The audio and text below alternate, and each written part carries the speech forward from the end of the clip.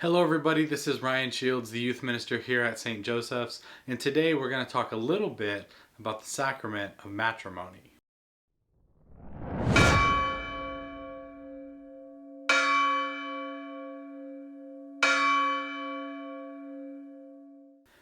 Alright everybody, today we're going to talk a little bit about getting married. We're going to talk about the sacrament of matrimony and what it means. I think a lot of times when we think of the sacrament of matrimony, we think of it in a strictly, secular sense. I mean, yeah, we get married in churches, but our lives are wrapped up in everything we do outside of church. And so sometimes we forget the holy nature of us coming together and to two becoming one flesh. So, as you know, what our primary purpose here is to study for the sacrament of confirmation. But we need to know a little bit about all the sacraments, and truthfully, a lot of you guys are going to get married someday, and so I want you guys to be a little bit more prepared about what the sacrament of matrimony is. What does it mean? And in a bigger context, what does that mean for your mission in life? The first thing I want to do is frame matrimony through the lens of vocation. You see, vocation is what God's calling us to do. It's not just a job, but it's a state of life. It's a state of being. It's what we are ultimately called to do. For me, my primary vocation is as a husband and a father. I married my wife Amanda almost 7 years ago at this point, and we have 3 kids together. Yeah, we have 3 boys, and my oldest son is going to be 6 this year. So, I've been a husband for almost 7 years, and I've been a father for almost 6 years. And that is what my vocation is in life. Now, there are other vocations as well.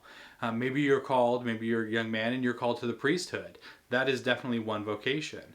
Maybe another vocation you might be called to is religious life. We've talked about these in the past. Religious life is, living your life in a community for a particular charism, for a particular sense of purpose.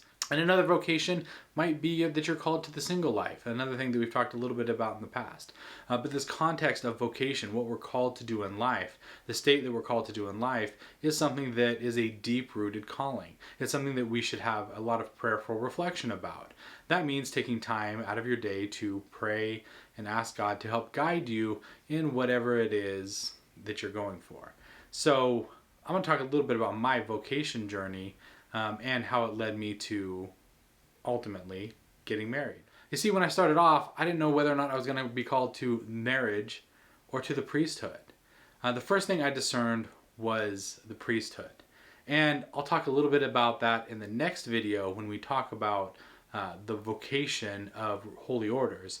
But for now, I just want to overview it in the sense of I spent 2 years in the seminary, and I was discerning, actively praying, and learning about becoming a Catholic priest. And ultimately, I decided that it wasn't for me. And for me, it was kind of an epiphany moment. I woke up one morning and I was in bed alone, and I thought, man, I just don't think I'm meant to be here, alone, in bed, alone, mostly, for the rest of my life. And it was in that moment that I knew that I'm not called to the priesthood. I'm called to have a partner in life. And I left the seminary, and then a few years later I ended up meeting my wife. And when I met her, I know it's cliche, but I just knew. So enter my wife, Amanda. When I very first met Amanda, we were both on the core team serving at Our Lady of the Assumption in Turlock.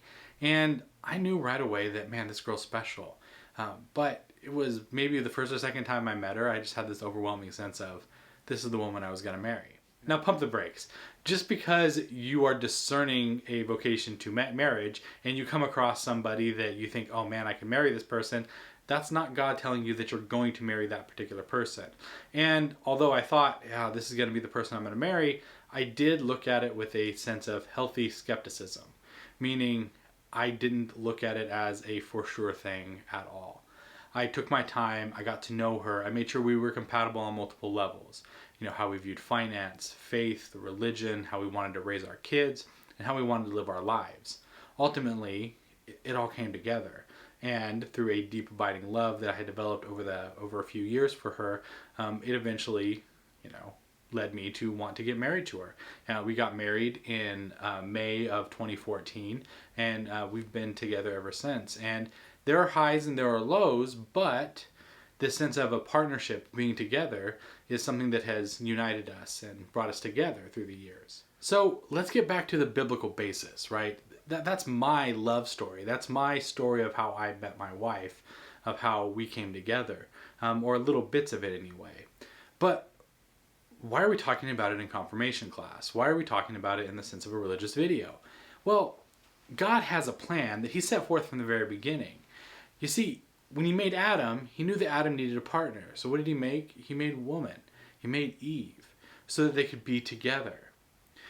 God knows we have this natural calling towards somebody else, a natural calling towards the opposite. You see, he set up marriage so that not only do we have a life companion, but we also have somebody that we can raise kids with, that we can have kids with, and that we can choose to be with for the rest of our lives. So let's go back to the beginning.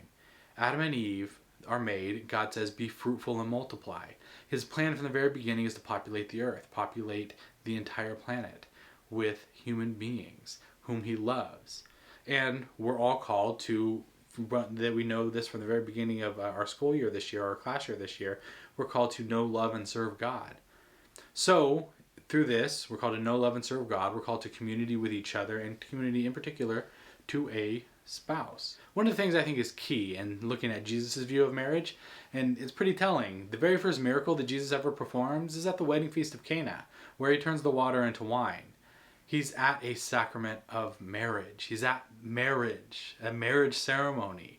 Everyone's getting together, they're having fun, they're rejoicing, and he turns the water into wine.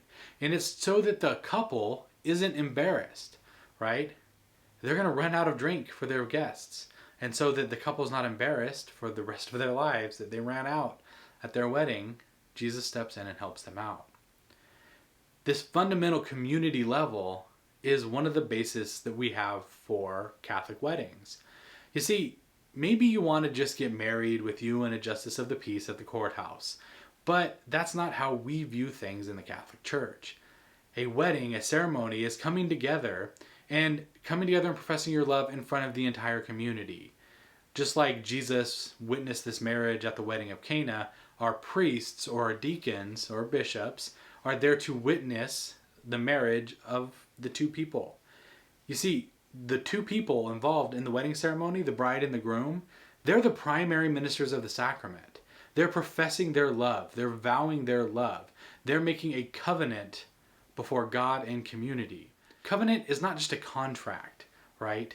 It's not just an agreement, but it's you coming together and saying that from now on we are going to be one. We're going to be indissoluble. We're not going to separate. We're going to stay together. And we're going to give ourselves fully to one another. We look at it and we see Jesus at the wedding witnessing. We see our priests at our weddings witnessing to what we do. At a fundamental level, we are coming together in front of God and our communities to profess our love and to show that we are going to stay together forever. We're witnessing to God's love for us because we know that a love between a husband and a wife is incomplete unless the love of God is also involved. St. Paul also has a little bit to say about love and what it means to love and be in a marriage. And this ties it even more closely to religion and more closely to Jesus Christ. You see, St. Paul tells husbands to love their wives as Christ loved the church. Now let's think about that. How did Christ love the church? How did Christ love us? Well, he loved us so much that he was willing to die on a cross for us. He was willing to give the ultimate sacrifice so that we may enter heaven with God. That's a pretty big ask. So, if you're contemplating marriage, guys, this is what we're being called to. We're being called to love our wives as Christ loved the church. That means being willing to give up everything for them, to sacrifice everything for them. You see, it is only in that context that the second part of that, famous St. Paul verse of wives submit to your husbands, the only way that that makes sense is if the husband is giving himself fully to his wife. You see, people over the years have mistakenly put, the responsibility on one side or the other. And this hardness of heart, like I said, is what ended in divorce and why Moses allowed for it. But it's also why we say that no, with this biblical example, with this Jesus example of what love is, a total gift of self, that marriage can truly be till death do us part. And that's the way it's set up, like I said before, as a sacrament in the church. It's set up till death. It's indissoluble forever. Now, you may be asking yourself, well, what about annulments? Isn't that just Catholic divorce? And no, it's not, because of the meanings of the words. A divorce is a breaking of the union. An annulment is saying that the marriage never happened. It was never valid. So, what does that mean? Let's get into a little bit about what it means to have a valid marriage. When you come together in marriage, you're giving yourself freely, faithfully, and fruitfully to the other person. Meaning, you are not there under any coercion. No one's forcing you to get married. There's no gun to your head. It's not a shotgun wedding, right? It's not the father of the bride who's pregnant, making sure and forcing the man to get married to their daughter, right? That whole imagery of a shotgun wedding. That would not be a valid wedding. That would not be a valid sacrament, because they would be being coerced into being married by the parents. That's a big no-no. So you have to come freely, under no false pretenses. You come freely in order to get married. Faithfully, meaning you are promising to be faithful, not only in the moment, but for the rest of your lives. You're saying, I'm faithful to you now, and I'm going to be faithful to you always. And fully and fruitfully, meaning I'm willing to have kids with you. So freely, faithfully, fruitfully. That's all requirements into being able to come together, to have a family, to have a valid marriage. So some of the ways that this could be null or annulled by the church is if maybe somebody in the marriage was struggling with a sexual sin and did not disclose that to the spouse before they were married. That break in trust and that break in false assumptions when the two came to get married would mean that the marriage was not valid. Likewise, if one of them was being coerced or forced into marriage, that would not be a valid marriage. But also, if one of them or both of them never intended to have kids, that could also be grounds for an annulment. Because, like I said, freely, faithfully, fruitfully, we're coming together before the church saying that we love each other and we're willing to come together and go forth and multiply, as was commanded in Genesis. And those are the three key ingredients into making a valid marriage. So, annulments are granted, but only because the marriage itself was flawed in a way. It was not a valid marriage. So, the marriages can be annulled, which, like I said, is very different from a divorce, which is just a break in the relationship. Alrighty, a couple last notes on the sacrament of matrimony. When the two couple comes together, they come together in front of the church where they are vowing their love to each other. They're the primary ministers of the sacrament. They're saying they come together freely, faithfully, and fruitfully. They exchange these vows. They say it's indissoluble. They say till death do us part. And then they go celebrate with their families. Now, a lot of times in this modern world, a lot of us are preoccupied with how much money we're spending on our wedding. Why? Because we want to have the big wedding, right? We want to have the white dress, the tuxes for the guys, the big party afterwards with all of our family and friends. And while all that's nice, a wedding does not a marriage make. What do I mean by that? I mean, just because you have a fancy wedding doesn't mean you're going to have a good marriage. Let's face it, the divorce rates in this country are through the roof. It's outrageous. But if you look at couples who had a good discernment process before they got married, and they came together with a mind that it's not just about the wedding day, but it's about the marriage as a whole, so they were trying to set up a groundwork for a future together for the rest of their lives, the success rate goes up quite a bit higher. It's about being true to one another. It's about being true to your faith and about being true to the church and about trying to build something that's going to last. One of my favorite country music groups, Dan and Shay, have a song called From the Ground Up. And the song is about these grandparents who built their love from the ground up and how this young couple wants to follow that as an example. I think this is a beautiful example to the secular world with what a Catholic marriage should be. It's a love built from the ground up. The only piece that the song is missing is the fact that God needs to be involved. If God's not involved in your marriage, in your relationship, then it's not going to be faithful. It's not going to be fruitful. It's not going to be complete. God must be involved in every aspect of our lives, including our marriage. So, as you get older, as you contemplate the sacrament of marriage, maybe you're dating somebody now, maybe you're in discernment now. We have some of our high school kids in our program who are a little bit older. Maybe they've been dating somebody for a long time and they're thinking maybe after high school we're going to get married. Maybe that's you. But I want you just to take a minute, take some time, really look at the person that you're discerning about and you're thinking about getting married to. For those of you who are quite a bit younger, you have a little bit of time to wait. But whenever you start to date somebody, you should do the same process. You look at them and you say, is this somebody that I can see myself marrying? Because if it's not, then quite honestly, you're wasting your time. So remember, freely, faithfully, fruitfully, those are the building blocks of the sacramental view of marriage. It's indissoluble, and ultimately it's two people deciding to become one. Two people becoming one flesh. With the guidance of Jesus Christ and the example of Jesus Christ, I think all of us can have amazing, beautiful marriages. So let's talk a little bit about our saints of the week. This week we're talking about Blessed Luigi and Maria Beltrame Kotruchi. Two of the first people John Paul II beatified in the new millennium were Luigi and Maria. They were an Italian couple who were married for 46 years. They had 4 children, 3 of whom entered religious life. The Quattrocchi family was busy and active in the world around them. Maria wrote books on the mother's role in the education of her children.